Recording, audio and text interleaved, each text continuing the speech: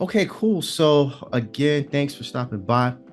One of the things I always see online from people is, getting into like cybersecurity. So that's a very, hot topic. How do I break into cybersecurity? But there's always like these two schools of thought. Like, how can you get into cybersecurity if you don't even know like, the basics or the rudimentary stuff of IT? And then the other school of thought is, well, if you put people in a position where you give them the right tutelage and the right training, eventually, the cream will rise to the top and they will be able to, handle their job and be able to, fill one of those 3.2 million or so cybersecurity jobs. But what about you? Do you think there's a such thing as entry level cybersecurity jobs for people breaking into tech, or is that like 2 or 3 years down the line? Um, One thing I will say, I have some students now. One said that he wants to do help desk. And I'm like, well, some people get stuck there. So I try to tell him, other avenues that you may be able to go into as far as getting into cybersecurity. Um, I did tell him about becoming working on a SOC or or even a knock, but with that, you still have to have some background within IT going in that direction. Now, there are people who may come over from other areas, like they're in other areas of a company. I'm not going to just say IT. Say if they come over, like any form of applications, like HR or, you can, or if they're like business analysts, I mean, that's of course IT. A way they could potentially get into the field is coming in as a business or system analyst, which they will tend to deal with more of the security application development. And then that's one way. But then, like just totally no background in IT at all, they're going to need some training. Because they're going to need some form of training. There are people who actually know IT. They may not have had the background. Because a lot of the kids today, they are using computers, but they may still not have the understanding of how cybersecurity is kind of like IT. I mean, there are ways around it of getting in. I would definitely say, take some training. Either you don't have to go to a big university. You can go to, like here in St. Louis Community College, they have a really good way of getting into IT. I mean, getting into cyber. They have like the CCNA program, Cisco CCNA program. I can't remember the exact name, but I took some training in that myself because I had a particular audit I was going in. So you can get in there. Then they have the CCNA security. It's just about 3 or 4 courses, maybe. I think it's 3. And they were all 8 weeks. So somebody can potentially do that. And community colleges are cheap, especially if they're in your area. I want to say that it's probably about $250 a credit hour. It wasn't that much. So that is an avenue. The other avenue they can get in is doing apprenticeships.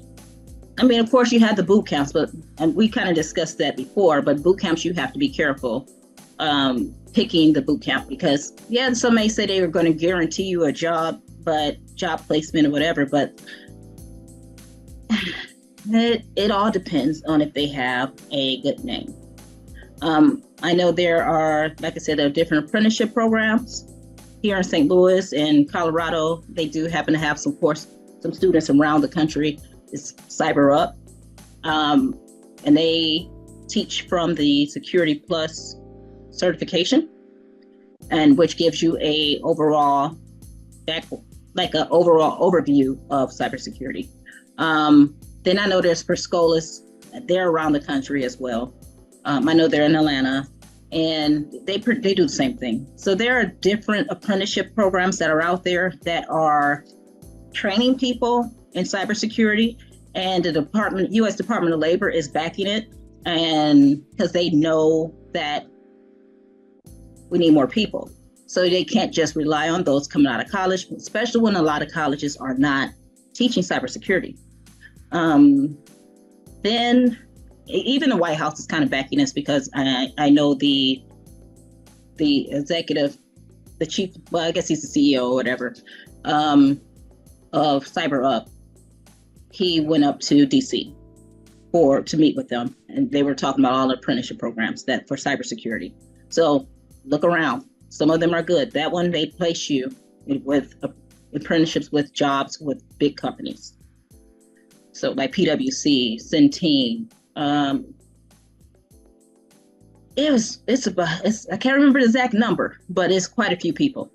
But another way, I know it's a long way of what I'm saying, I'm sorry, but once you get that background,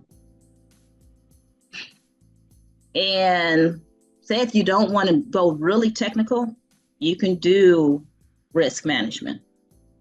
Because risk management is not really much technical involvement there. You can deal with security awareness training. You can deal with policies.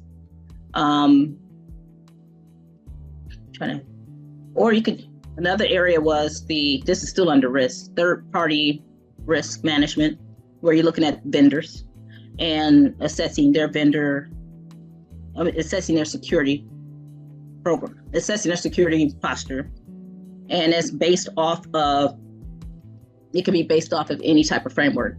The NIST Cybersecurity Management Framework, it could be based off of the 852 or 54. I can't remember, is it 53, 853? Or say if someone else is using ISO, or, it's just different methodologies, different frameworks out there that people can go use when they're assessing.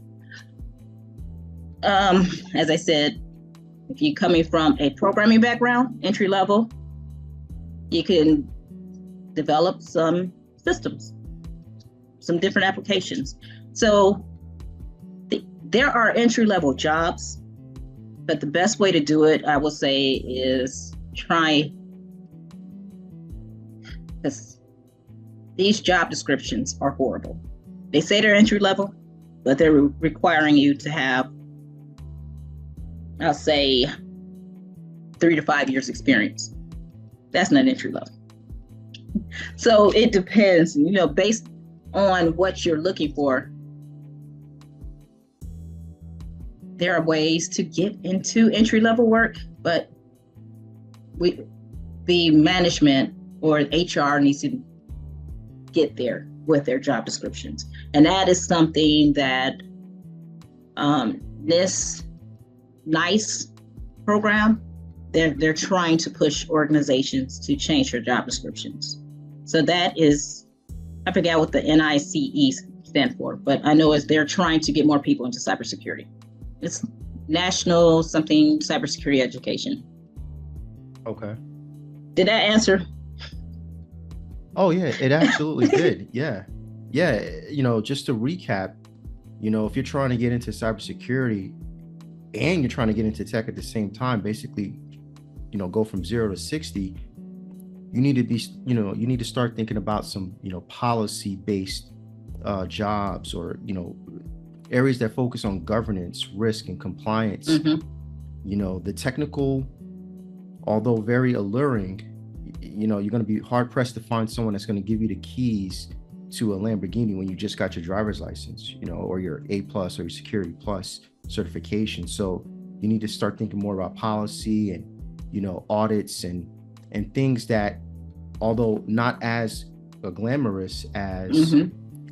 Some of the other things we see with like digital forensics and things like that, but still very important in the overall chain of cybersecurity. So, you want to start thinking about that. Uh, what type of dogs you have? I have a Yorkie and a Shih Tzu. These are the two, the Yorkie and the Shih Tzu that, according to one of your Instagram posts, something happened to you. You either fell or there was some sort Yes. of and tell the story. Yeah. So it was on a Friday. I was coming in from work, and I have a baby gate up because I will not allow them to come into my living room or anything, because I had to replace my floor like twice. And putting down Pergo is not cheap. So I did it twice. So the baby gate is there. So I was stepping over the baby gate because, I was like, oh, it's just a baby gate. I don't need to get the one that you can open up and whatever. Well, I need that now because my foot got caught at the top and I fell like almost, my teeth could have hit the floor. And then I would have had to go and have my, I would have chipped my tooth and all of that stuff. Are you okay? That's yes. The first thing. Are you okay? Yeah, I'm fine. Obviously, you notice I fall. We talked about me falling earlier. But, yeah, it was like number 2, I think. Yeah. Yeah, this was the second one. Oh, I fall up the stairs too. But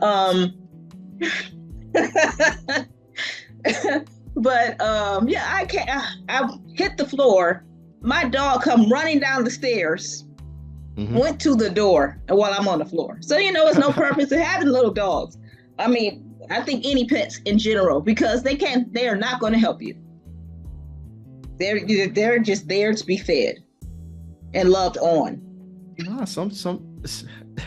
Some dogs, you hear the story, like the dog comes running 5 miles down, barks at everybody and leads them back on a chant back to the owner's house, and the owner that passed out because whatever. Yeah.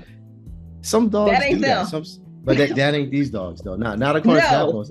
Because when I saw the post, it was like they just like walked right by you like you was nothing. Like you ain't just take care of them or something like that, So yeah, and it's not like the food I give them is cheap. I give them food that goes in the refrigerator. And when the pandemic started, the price of it went up to like $40-some a bag. So it's not like they aren't taken care of. They need to be helping me out. I don't care if Teddy's under 10 pounds. Start yipping and dragging you to the door or something like that. Someone to pick you up. Pick her up, please. Make sure you follow Renita on IG at Renita_M_Rhodes for a great mix of tech career tips, news, and insights from Renita. If you liked our conversation, check out another video we have together called Stop Working at a Job You Hate, How to Switch into the Tech Industry. Renita has some great insights in that conversation too. If you got value out of this episode, subscribe to the channel and please share this conversation with someone who will benefit from it.